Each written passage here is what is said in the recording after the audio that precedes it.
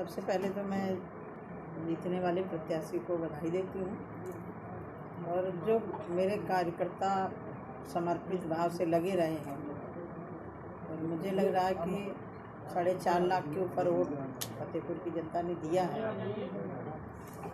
इसके लिए मैं सभी कार्यकर्ताओं का और अपने मतदाताओं का आभार व्यक्त करती हूँ। भारतीय जनता पार्टी के नेतृत्व का भी आभार व्यक्त करती हूँ। शायद मुझे लग रहा है कि मुझे उम्मीद से ज़्यादा मिला है।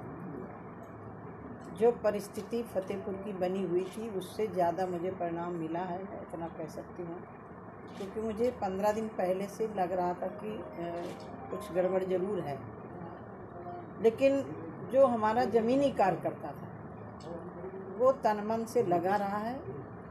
उसका परिणाम यह है कि 4.5 लाख 4.5 के लगभग वोट मिला है।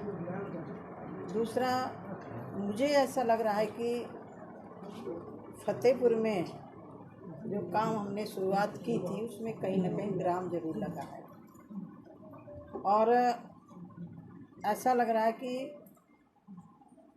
फतेहपुर, यदि मैं सदर की बात करूं, मुझे लग रहा है कि सर्वाधिक काम फतेहपुर सदर में हुआ है। चाहे मेडिकल कॉलेज हो, केंद्रीय विद्यालय हो, पाइपलाइन गैस हो, सीवर लाइन का पैसा स्वीकृत करवाना हो, यानी काम की दृष्टि से फतेहपुर में जो हुआ है, मुझे लग रहा है कि उसमें कहीं ना कहीं ब्रेक लगा है।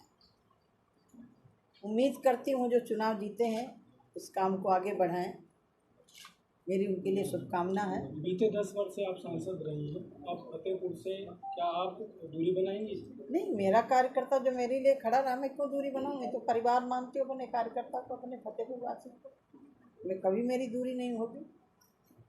दूरी मेरे भाइयों से नहीं होगी, मेरी बहनों से नहीं होगी, कभी ना हुई है ना होगी। चाहे मैं चुनाव लड़ूं ना लड़ूं, मैंने जो फतेहपुर से संबंध बनाया वो संबंध हमेशा रहेंगे।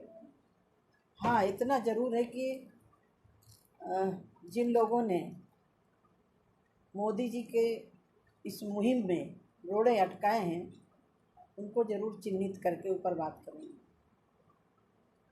यूपी में सीटों का नुकसान हो रहा है, लेकिन सरकार इनकी फिर से बना रही है। सरकार तो बन रही है, दम से बन रही है, सरकार बनेगी। और जो फतेहपुर के लिए काम की आवश्यकता होगी, केंद्र से प्रदेश से लाने की आवश्यकता होगी, हम जरूर उस फतेहपुर के लिए लाएंगे, क्योंकि फतेहपुर की जनता ने मुझे दोबारा यहाँ से सांसद बनाया और सांसद नहीं, बड़े मार्जिन से बनाया है। इस बार भी मार्जिन था क्योंकि अन्य कैंडिडेट कोई था नहीं। 1 to 1 2 पे 2 हुआ है चुनाव, तो 2 में से कोई जीतता ही है। फिर भी मेरे जो साथियों ने, मेरी कृष्णा जी बैठी हुई हैं, पूरी मेहनत की है बहुत, आशीष जी बैठे हुए हैं, पूरी इतनी टीम बैठी हुई है, ये पूरी मेहनत करने वाली टीम है। उनके लिए तो मैं सांसद नहीं रहूँगी तो भी सरकार है, सरकार के नाते जो भी संविधान बदलना और आरक्षण जैसा मुद्दा जो है, मुझे लग रहा है, देखिए, ये एक जिस तरह से अफवाह फैलाई गई, माननीय प्रधानमंत्री जी ने सीधे कहा था कि संविधान में भी दूसरा जन्म लेके आ जाऊँ तो भी नहीं बदल सकते हैं। बाबा साहब के संविधान को कोई बदल नहीं सकता है, लेकिन कभी कभी जनता का मूड है, जनता किसको चुनती है, जनता के मूड को हम नहीं उस पर सवाल खड़ा करते हैं। लेकिन हाँ, फतेहपुर का विकास जरूर होगा।